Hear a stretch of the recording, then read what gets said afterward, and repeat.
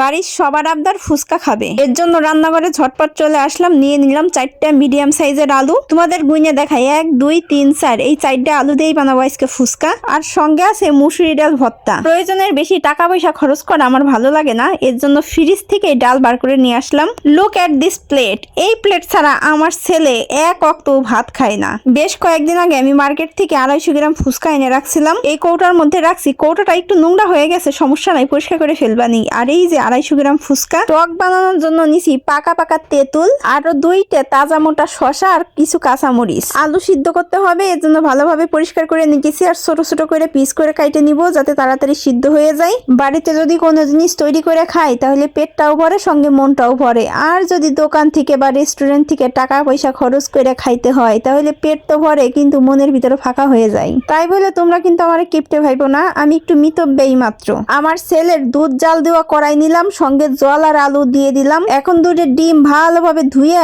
আলুর সঙ্গে সেদ্ধ বসাই দিতে হবে না।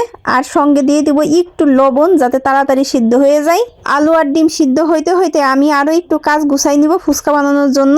শসা পেঁয়াজ আর মরিচ এগুলো ভালোভাবে কুচি কুচি করে কাটে নিব।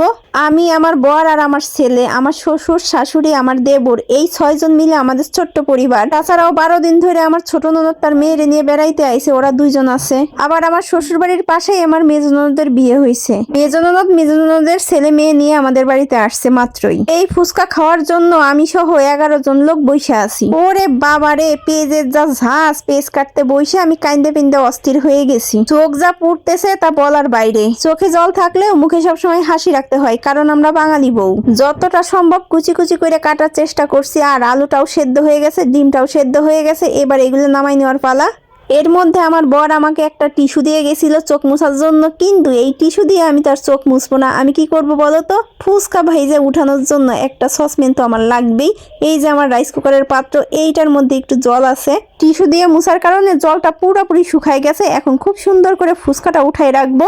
10 মিনিট আগে তেঁতুলটা জলের মধ্যে ভিজাই রাখছিলাম। এখন কড়াইতে তেল গরম বসাই দিছি, দিয়ে দিব ফুচকা। 250 গ্রাম প্যাকেটে নাকি 80টার মতো ফুচকা থাকে, দোকানদার বলছিল। তেল এখনো গরম হয় নাই। ভালোভাবে ফুচকাটা এক সাইডে সরাই রাখি আর এই আলুগুলো ভালোভাবে ম্যাশ করে নিই ডিম আর আলু দিয়ে। এবারে দিয়ে দিচ্ছি 2টা ম্যাগি মশলা। ম্যাগি মশলা এর মধ্যে দিলে যা স্বাদ হয় আর ঘিরান বের হয়, খুব ভাল লাগে আমার কাছে। আলু আর ডাল ম্যাশ করতে করতে তেলটা বেশি চেইতে গেছে। ফুচকা দেওয়ার সঙ্গে সঙ্গে ফুলে উঠছে, কিছু কিছু তো ব্রাউন কালারও হয়ে গেল। দ্বিতীয়বারে যেই ফুচকাগুলো দিছি সেগুলো একটু হালকা কালার রাখবো। একটু বেশি করে তেল দিয়ে ফুচকা ভাজলে একটা ফুচকাও মার যায় না, সবগুলোই বলের মতো হয়। দেখো একবার ফুচকার সাইজ যেমন মচমচা তেমন বড়। 80টা ফুচকা এখানে ভাবা যায়? এতক্ষণ ধরে এত কষ্ট করলাম, একটা যদি বানাই না খাই তাহলে কেমন হয় বলো? এই তো ফুচকা রেডি হয়ে গেছে, এখন একটু টক দিয়ে দেবো। ওয়াও, কি স্বাদ রে ভাই! আমি তো ভাবতেই পারি নাই শুধুমাত্র 2টা ম্যাগি মশলা দিয়ে এত মজার ফুচকা বানানো যায়। তোমরা একবার হলেও বাড়িতে ট্রাই করে দেখবা। আমার ছোট ননদ সবাইকে পরিবেশন করতেছে এইখানে। আমাদের ঘরে অপেক্ষা করতেছে আমার ছেলে আর তার বাবা। তো সবাইকে অসংখ্য ধন্যবাদ। সবাই সুস্থ থাকো, ভালো থাকো, টাটা।